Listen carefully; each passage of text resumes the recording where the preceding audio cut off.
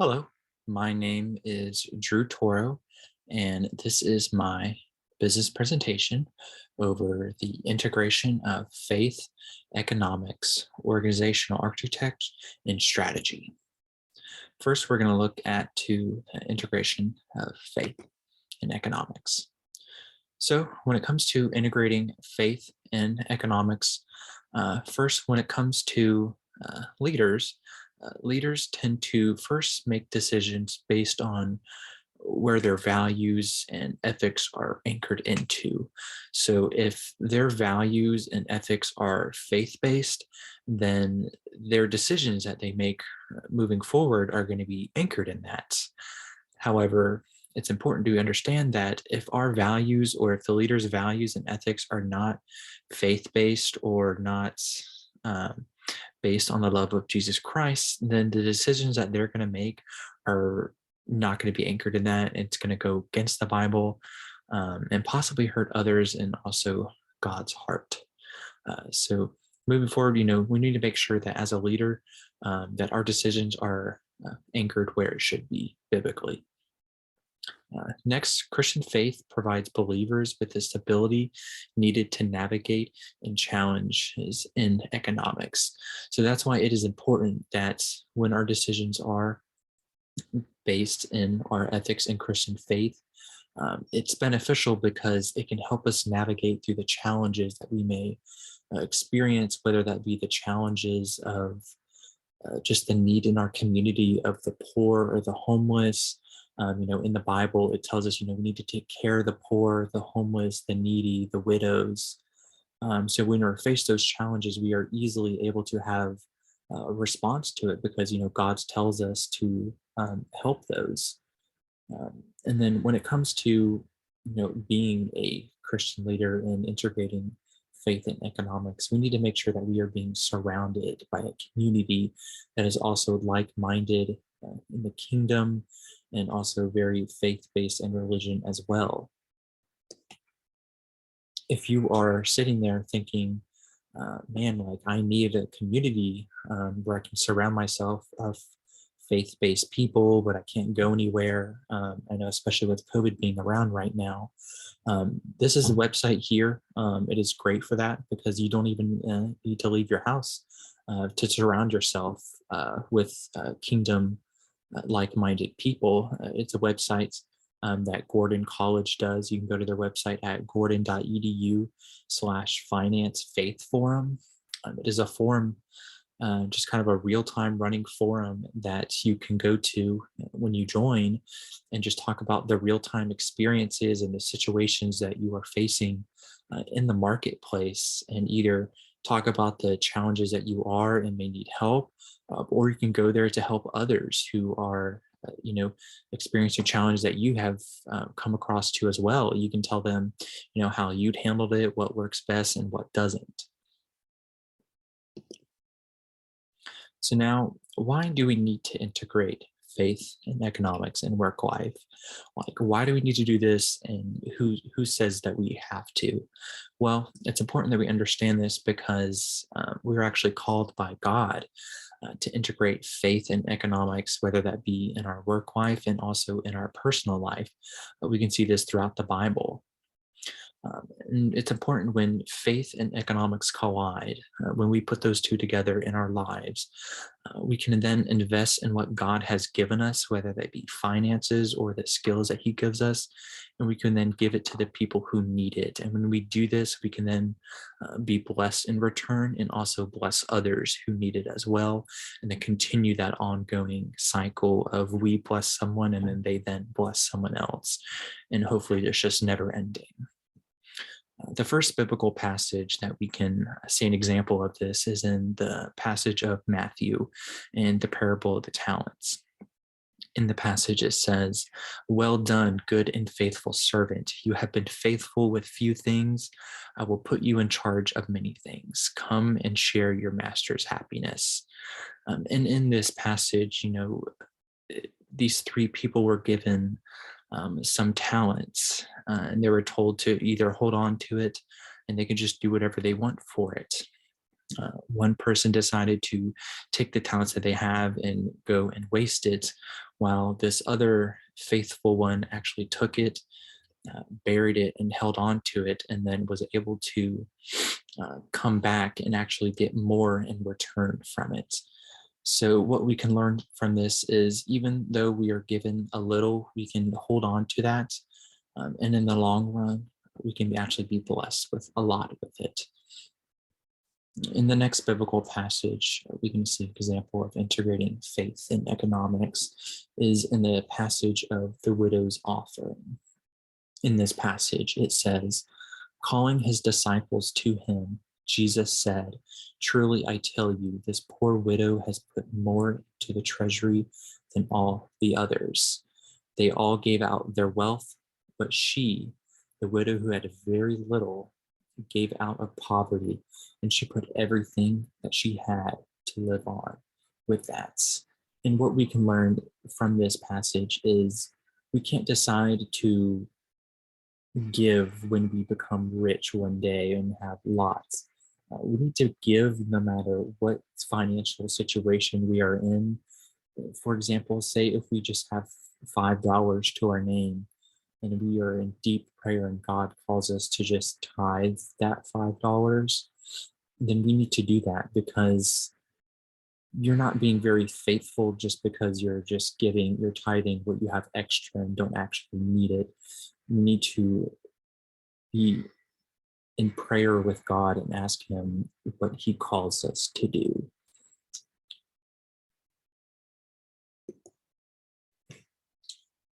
Next, we're going to be talking about organizational architecture within a business.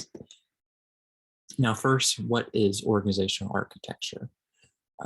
This organizational architecture is a method by the way that work flows through an organization and how groups work together within their individual functions to manage tasks and do their jobs. The four key profitable performances that make up a good organizational structure is the leadership, organization, jobs, and the people.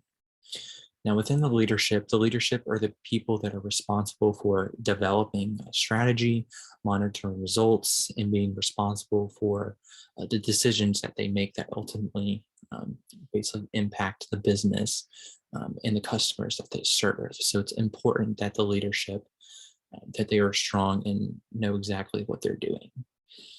Next is the organization.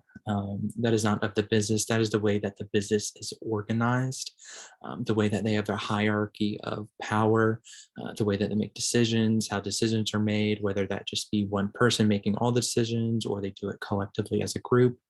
And it's also the process of how they implement their strategy and the way that is organized. Next are the jobs that they have, and that specifically refers to the different types of roles and the responsibilities that each job is responsible for. And last but not least is the people. The people is what ultimately makes up the business, because without the people, there is no business at all. And within the people, that refers to the experiences that they have and the skills and that they have, because it's the skills that able to effectively do their job and do the tasks that they're responsible for. Within organizational architecture, there are three common structures that we can most see today. They are matrix, an open boundary, and vertical. And within a vertical structure, there's actually two sub ones of a functional and divisional. And the first one that we're going to look at and see an example and describe is a vertical function, as that's typically the most common one and it's the most simple. We'll just start there. So this is a vertical functional structure. Within this structure, it is based on hierarchy and specialization. And so as you can see here in this example it starts out from the top, either with the president or CEO, as they're the top person of the business that makes all the decisions and has the most responsibilities. And then within that, Then under the president or CEO, then you have the employees that usually the executive suite people that respond to him and also help him make these big decisions. And then from there, it just goes lower and lower down the hierarchy. The lower you go, the less responsibilities that they may have, and the less power that they may have. An example of this that I'm going to show you is actually within my company. I work for Vanderbilt Homes, Vanderbilt Mortgage and Finance. It's actually a branch of Clayton Homes that Clayton Homes owns. So what we're going to do is start from the bottom and just work our way up. So if we start from the bottom, I work for at an entry level position as an account representative. So as you can see here, this is me and my team. Me and my team report to our team leader, or our manager, Leo here. And then Leo and the other team leaders, including him, report to their boss, who is Chris, a portfolio manager. And then Chris and the other portfolio managers, as you can see here, report to Rebecca, who is the director of collections. And then the Rebecca and her equals report then to Rob Morris, who is the vice president of servicing. And then Rob Morris and his equals then report to David Barton, who is the vice president of collections and servicing. And then again, David and his equals then report to Eric Hamilton, who is the president of Vanderbilt Mortgage and Finance. So he basically represents Vanderbilt. And then Eric and his other equals with Vanderbilt and other subsidiaries that Clayton Homes owns report to the CEO, Kevin Clayton, who is over all of us.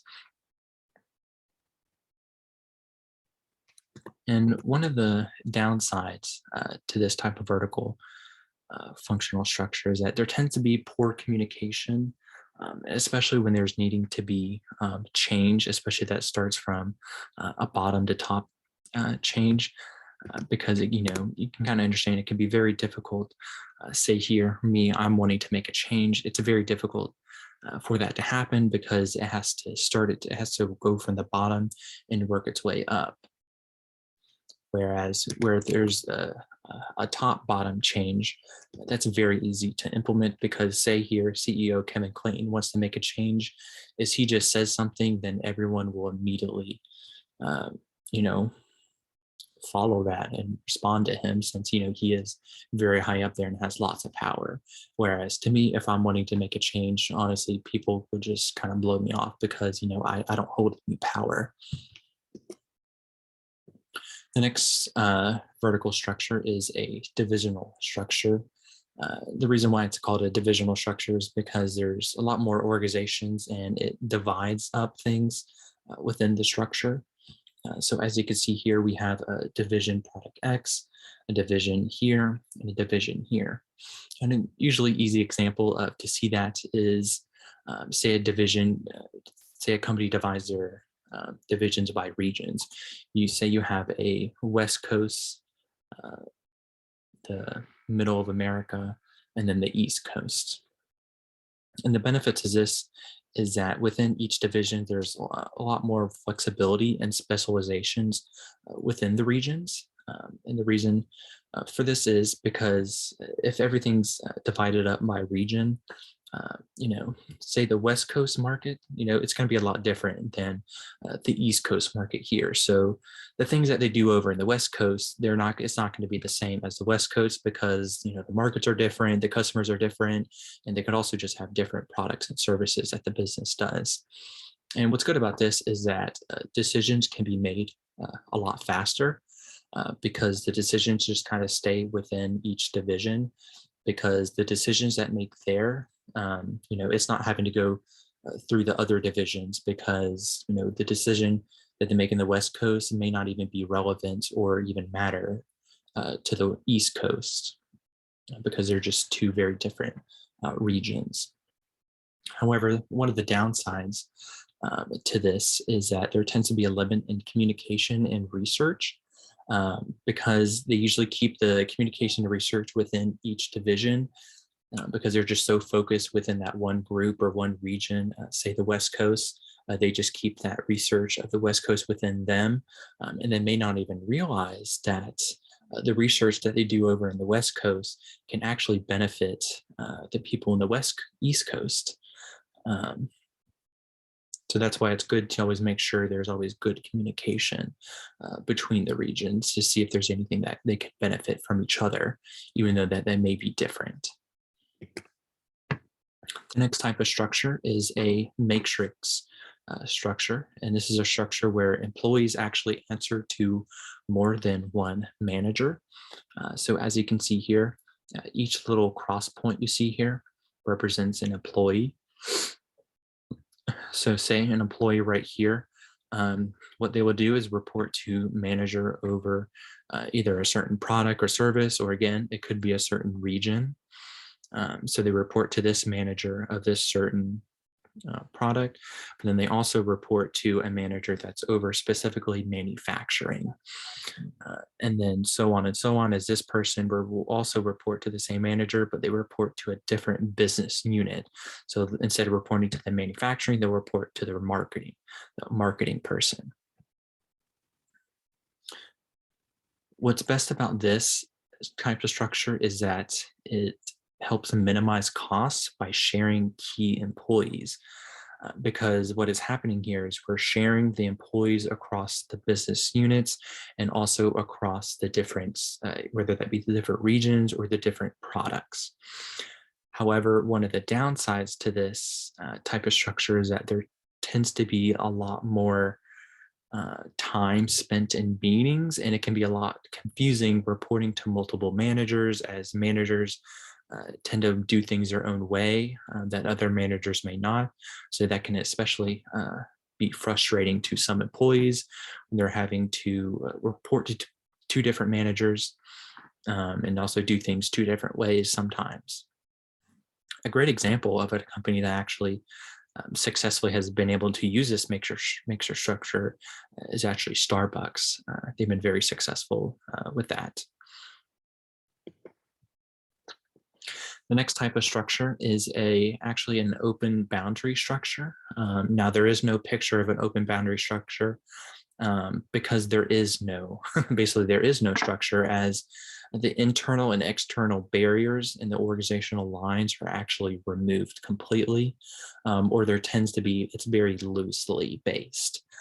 And then the hierarchy tends to just be flat, as the management and employees are all basically equal.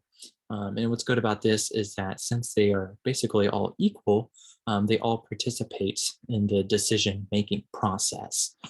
This helps leverage all the employees' talents.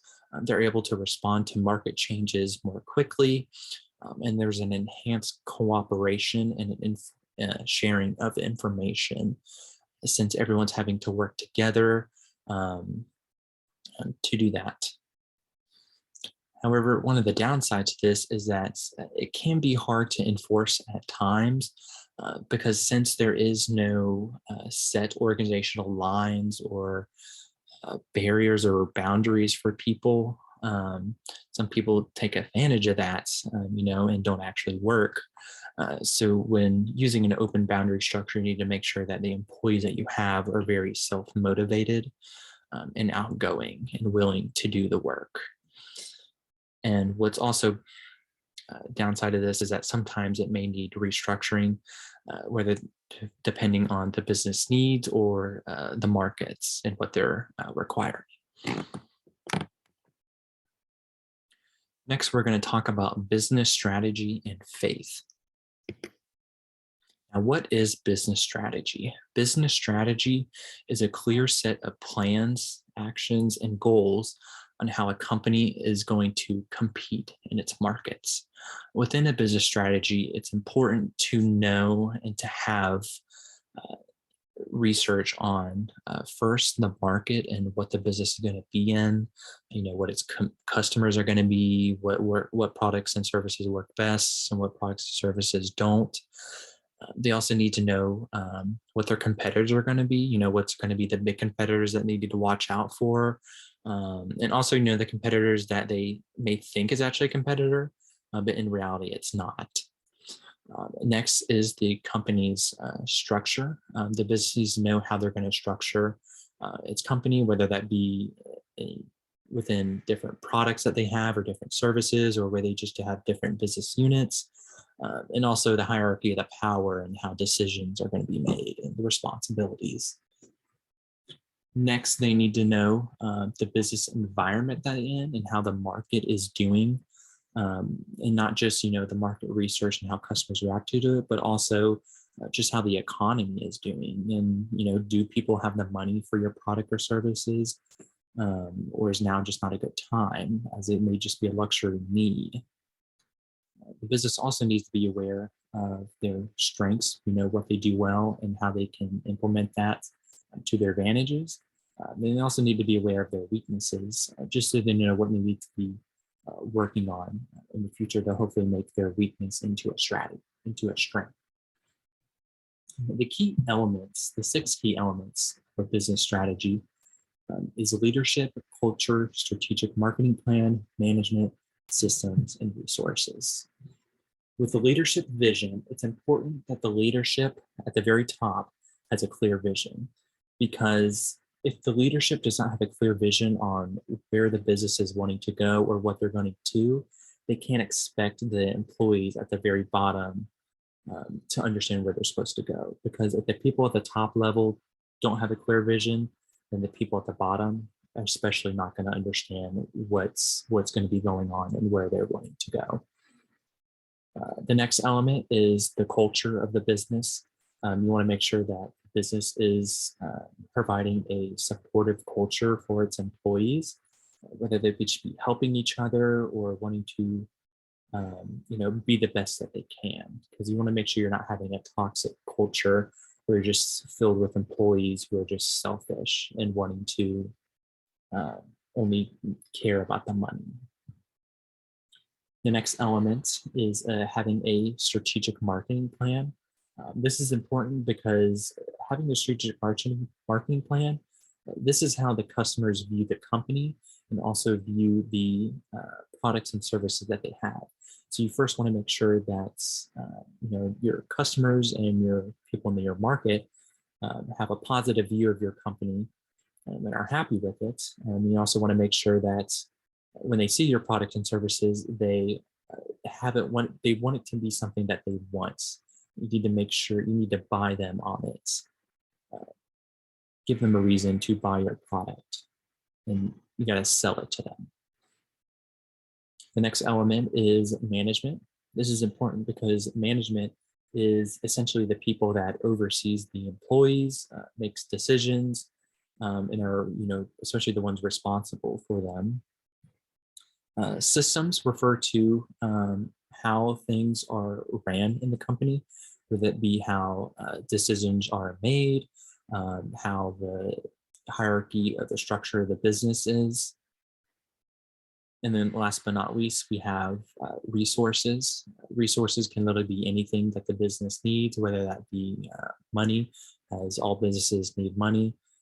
They need supplies, that can be raw materials, it can be land. It can also be time. You want to make sure that the business is effectively using its time.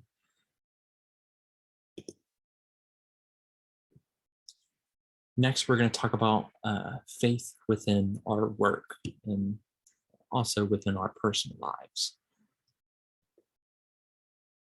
I actually have a video for us.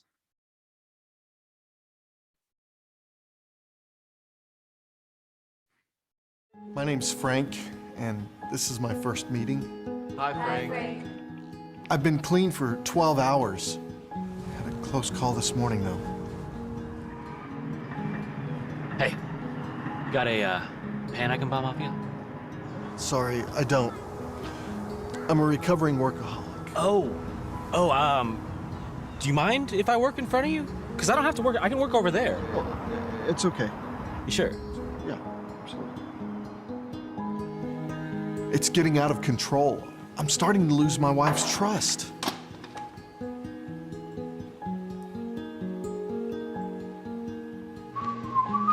Hey, honey. What is this? It's not mine, I swear. Can't do this anymore, Frank. I have a problem. I just can't stop working. Frank, give me the keys. What keys? Frank, come on, you've had too much work tonight. Come on, just like 2 more hours. 2 hours is all I need. You're in no condition to work, Frank. Get in the car, let me take you home. It's past midnight already. I'm good to work. I can do this. It's rock bottom was when I caught my own son. It's simple numbers. Q4 has to be profitable, or hits are gonna roll. Buy, buy, buy. Sell, sell, sell. I've been desperate. I've done things a respected businessman should never do. You looking for some overtime? Numbers. I gotta crunch some numbers. I need this balanced and returned to me in triplicate.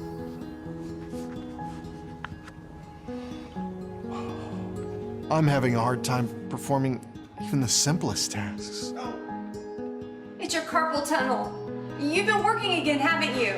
Don't worry about it. It's your wrist. Look. Don't worry about it. Okay, stop. My name is Frank, and I'm a workaholic.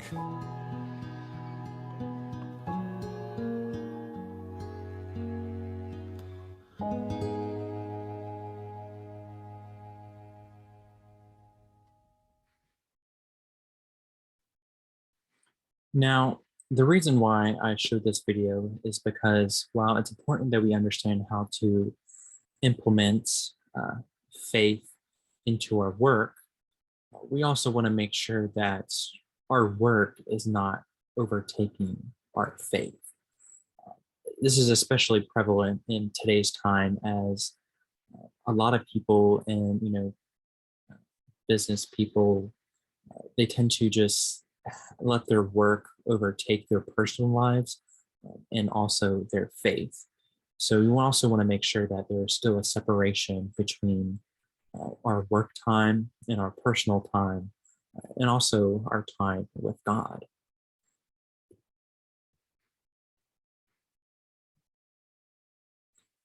And some of the ways that we can do that to first implement faith into our work is to first be in the Word. We need to make sure that we are daily or consistently, reading the Bible and being in God's Word, so that we know what God is trying to tell us and speak to us.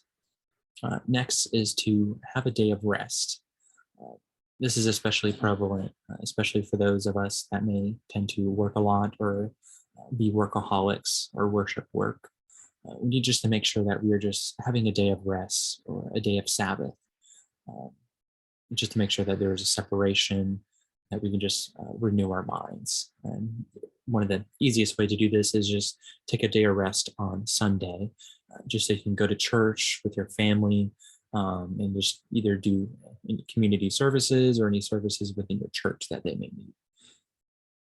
And it's also important to have a church community within your local region, because you want to make sure that you have people to back you up, or either support you in your times of need, or you are able to support a community when they need it. And we also want to make sure that we are setting time for family and friends. Whether we may be working many hours, we need just to make sure it's a priority, in our busy schedules, that we are actually making time for friends and family, because in the end, work is not everything. And during this time that we are with our family and friends, we need to make sure that we're being present. Because say, you're going out with your family and you're going to watch a movie, but then you're just really sitting on your phone, checking your work emails, taking text messages or work calls. We just need to make sure that we're just being present with our family and friends, and that we are able to just have a conversation with them without work being in the way and being that barrier. We also need to make sure that we are in constant prayer, because this is our time to go to God, talk about the things that we're struggling with. We need to talk about the things that He has blessed us with, and just rejoice as well. And we also need to find our purpose. If you feel like you're at a job and it's just really not fulfilling you, or you're just not finding a purpose in it, then it may be time to just find something else. Go to God and ask Him, what is He wanting you to do to help better the world?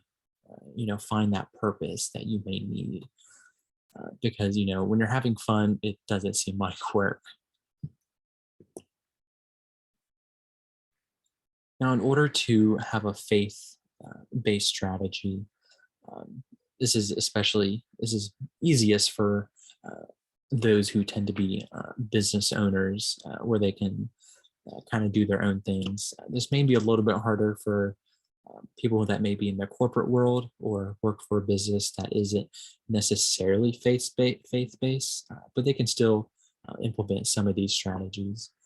The first one is hiring the right staff. You want to make sure you're surrounding yourself with like-minded people, and that doesn't have to be it doesn't have to be just faith-based. It can also just be people that are good at their jobs or have really good experience, um, and know what they're doing. And we also want to make sure that we are being fair, because we don't want to try to rip off our customers or lie to them. We make sure that we are making fair decisions, whether, sometimes hard decisions can be tough, but it's the right and fair one to do. And then within a business, we need to make sure that our finances are faith-based, whether that just be giving back to the community, or raising a fundraiser, or having one day where all your proceeds go to either a local church or a local elementary school that may be struggling financially. So we need to make sure that we are handling our finances something that would be godly and that God would like. And in the end, it's more about the money. When having a faith-based strategy, it is not just trying to make the most money in the world and have the best company out there. A lot of times, it's more about that. It's about changing the community and the people that are in it. And it's also just about sharing the love of God and glorifying Him in the end, and spreading the gospel to all nations.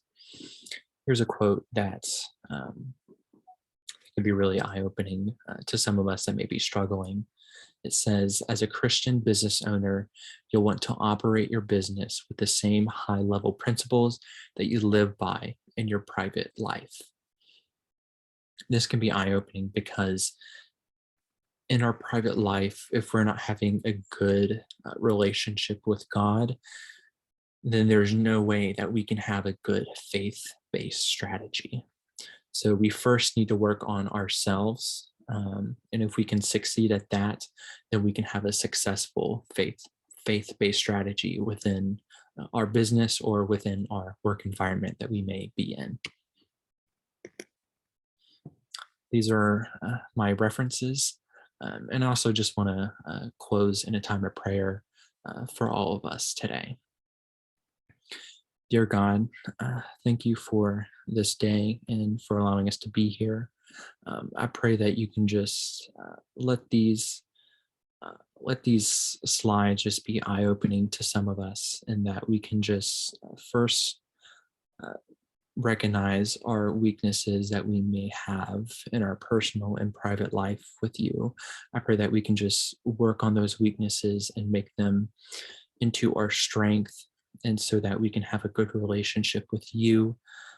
And then once we can succeed at that, I wish we can then bless us with the skills and the gifts that you have given us, so that we can then bless others, and just let that endless cycle keep going, and just people blessing one another after another.